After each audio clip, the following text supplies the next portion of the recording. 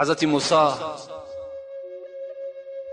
در دل خود گذرانیدن پروردگارا برای ما جنت میگویی، نعمتهای جنت میگویی و من میدانم که پیغمبرهای تو همه وارد جنت میشوند، منم از آن جمله. لکن من در جنت همراه کی هستم؟ همراه کی هستم در جنت و همسایگی کی در من قرار دارم؟ خداوند ندا کرد موسی تو همراه یک قصاب در جنت سکونتی میکنی و هم صحبت میشوی. حضرت موسی میگه در حیرت افتادن قصاب؟ گفتن بله، همراه یک قصاب تو در جنت همراه میشوی. حضرت گفتن اون قصاب کیست؟ گفتن در فلان شهر سکونتی میکنه. حضرت میگه از مکان خود سفر کردن و بر آن شهر رسیدن. نگاه کردن که یک قصاب عادی هست، عملش مثل عمل همین آدمهای عادی هست، دیگر هیچ عملی نداره. تا بیگاه میگن همین قصاب نظارت کرد، نگاه کرد. بعد این میگه بیگاه که شد حضرت موسی خودش را معرفی نکرد، شناس نکرد، بلکه گفت مسافر آیا در خانه خود راه میدهی؟ ما مسافر هستیم.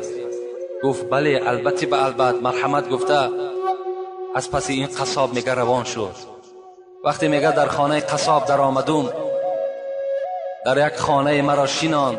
البته اون وقتا این قصرها و این 3 ایتاژ و 5 ایتاژ خانه ها نبودن، مگر یک خانه یا 2 کلبه داشتن خلاص.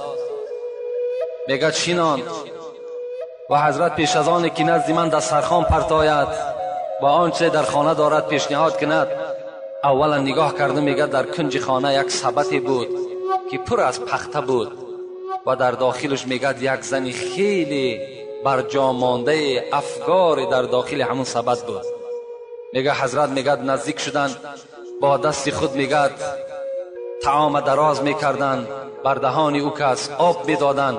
وقتی که سیر شد میگه دستش میگه مادر برداشت، یک دعای داد میگه و قصاب میگه از خانه بیرون شد. وقتی میگه این قصاب از خانه بیرون شد، من نزد سبت حاضر شدم و گفتم مادر السلام علیکم، شما کی هستین؟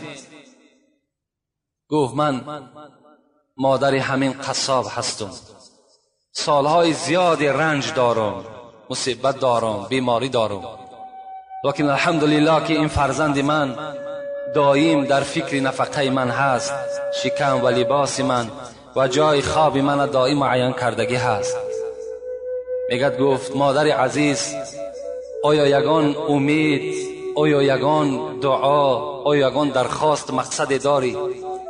گفت ای مسافر، گفت فقط یک امید دارم و دائم دعای من همین است که این فرزند من بعد این قدر مهربانی هایی که بر من میکند خدایا در جنت در همسایگی حضرت موسی باشد.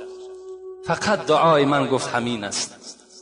میگه حضرت موسی گریان شدن و گفتن مادر، گفتن یک شادیانه بر من بده، یک هدیه بر من بده، زیرا که همان موسی که تو میگوی همان موسی من هستم و همان پیغمبر من هستم و دعای تو در نزد خدا اجابت یافت و این فرزند تو در جنت همراه من هست.